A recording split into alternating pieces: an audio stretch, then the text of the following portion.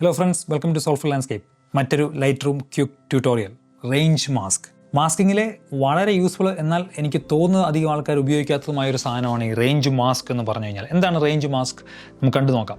നേരെ ലൈറ്റ് റൂമിലേക്ക് വരിക, മാസ്കിങ്ങിലേക്ക് വരിക. അതിനുശേഷം നിങ്ങൾക്ക് പ്ലസ് ഐക്കൺ ഞെക്കി കഴിയുമ്പോൾ ഇവിടെ കളർ റേഞ്ച്, ലൂമിനൻസ് റേഞ്ച് എന്നുള്ള രണ്ട് സാധനങ്ങൾ കാണും. സോ എന്താണ് റേഞ്ച് മാസ്ക് കൊണ്ട് ഉദ്ദേശിക്കുന്നത്? അതായത് ഒരു ഫോട്ടോയിൽ ഒന്നെങ്കിൽ കളറോ അല്ലെങ്കിൽ ലൂമിനൻസോ ഇത് രണ്ടിൻ്റെയും ഒരു റേഞ്ച് വെച്ചുള്ള ഏരിയ സെലക്ട് ചെയ്യലാണ്.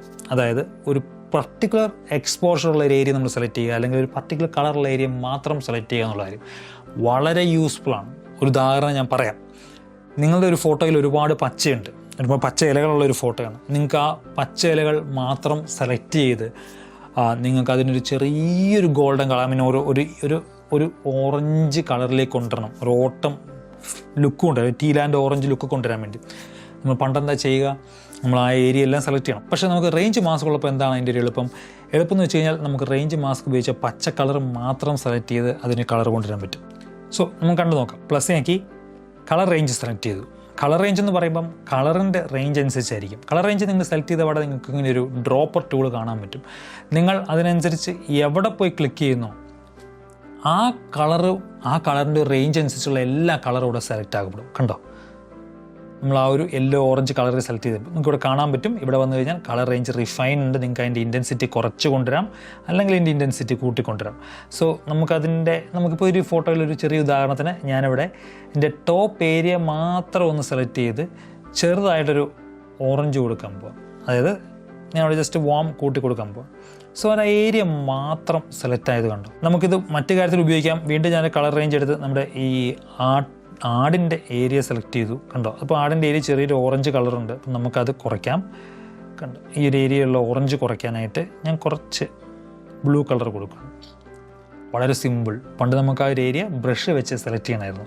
വീണ്ടും നമുക്ക് മറ്റൊരു ഫോട്ടോയിലേക്ക് പോകാം. ഇപ്പോൾ ഉദാഹരണത്തിന് ഈ ഒരു ഫോട്ടോയിൽ നിങ്ങൾ കണ്ടോ, ഇവിടെ ഞാനൊരു റേഞ്ച് മാസ്ക് സെലക്ട് ചെയ്യുകയാണ്. കളർ റേഞ്ച് വെച്ച് ഞാൻ ഈ ഒരു ഏരിയ സെലക്ട് ചെയ്യണം.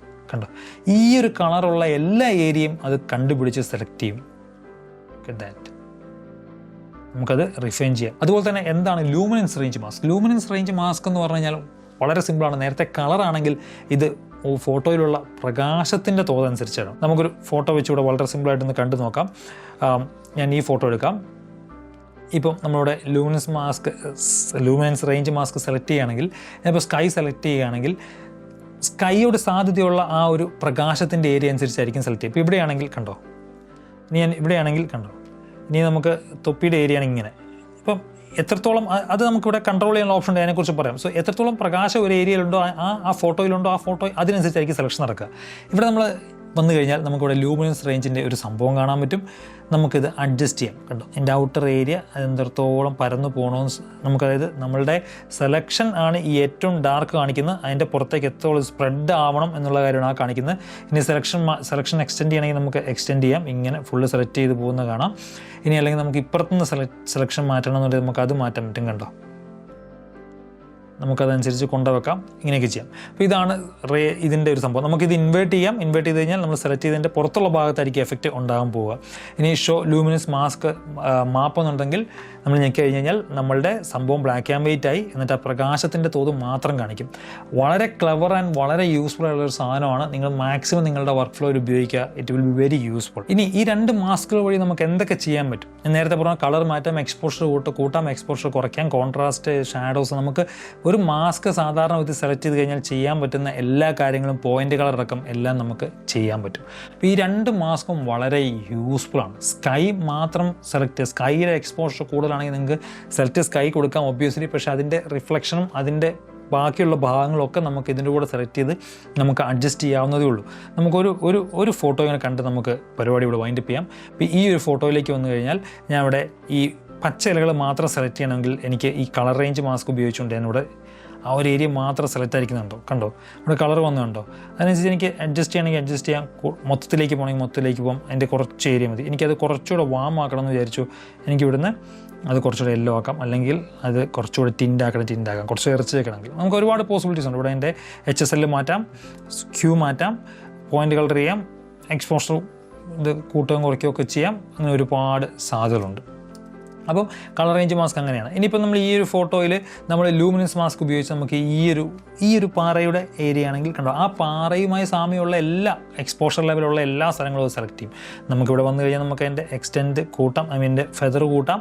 ശേഷം നമുക്കിത് കൂട്ടാം, കുറയ്ക്കാൻ നമുക്കത് കുറച്ചൊന്ന് എക്സ്പോഷർ കൂട്ടി കൊടുക്കണമെങ്കിൽ നമുക്കത് കൂട്ടിക്കൊടുക്കാം. അപ്പം അങ്ങനെയുള്ള അപ്പോൾ അതാണ് ഈ റേഞ്ച് മാസ്ക് എന്ന് പറഞ്ഞു കഴിഞ്ഞാൽ. വളരെ സിമ്പിൾ. ഞാൻ ഒന്നുകൂടെ വൈൻഡപ്പ് ചെയ്യുകയാണ്. ഒന്നുകൂടെ പറയാം, ഏത് കളറാണെങ്കിലും ലൂമിനൻസ് ആണെങ്കിലും പ്രകാശത്തിൻ്റെയോ കളറിൻ്റെയോ ഒക്കെ ആ ഒരു സ്പ്രെഡ്, അതിൻ്റെ ഒരു അളവിനനുസരിച്ചുള്ള സെലക്ഷനാണ് ഇത് രണ്ടും. വളരെ യൂസ്ഫുള്ളാണ്. ഒരു ക്വിക്ക് പ്രോ ടിപ്പ് എന്ന് പറഞ്ഞു കഴിഞ്ഞാൽ, നമുക്ക് ഏത് മാസ്ക് യൂസ് ചെയ്താലും അതിൻ്റെ അകത്ത് സബ്സ്ട്രാക്റ്റ് മാസ്ക് ഉണ്ട്, ആഡ് മാസ്ക് ഉണ്ട്, ഇൻ്റർസെറ്റ് മാസ്ക് ഉണ്ട്. കാണിച്ചു തരാം. അപ്പോൾ ഈ മാസ്കിനോട് കൂടെ നമുക്ക് വേറെ ഒരു മാസ്ക് ആഡ് ചെയ്യണമെങ്കിൽ ഇവിടെ ആഡും സബ്സ്ട്രാക്റ്റും ഉണ്ട്. അത് മാത്രമല്ല, നമുക്ക് ഇൻ്റർസെക്റ്റ് എന്ന് പറഞ്ഞ സംഭവമുണ്ട്. അതിനെക്കുറിച്ച് മറ്റൊരു വീഡിയോ നിങ്ങൾക്ക് ചെയ്യാം. ആഡിൻ്റെ അകത്തും സബ്സ്ട്രാക്റ്റിൻ്റെ അകത്തും നമുക്ക് എല്ലാം ഒന്നുകൂടെ ചെയ്യാം. സെലക്ട്, സബ്ജക്റ്റ്, സ്കൈ എല്ലാ സാധനങ്ങളും ഉണ്ട്. അപ്പം അത് ഓർക്കുക, നമുക്ക് മാസ്കുകളുടെ കോമ്പിനേഷൻ യൂസ് ചെയ്യാം. അതിനെക്കുറിച്ചും ഞാനൊരു മറ്റൊരു വീഡിയോ ചെയ്യാം. സോ റേഞ്ച് മാസ്ക് മനസ്സിലായല്ലോ. Very simple. മറ്റൊരു വീഡിയോ ആയിട്ട് അടുത്ത ആഴ്ച കാണാം. Take care. Bye for now. Peace.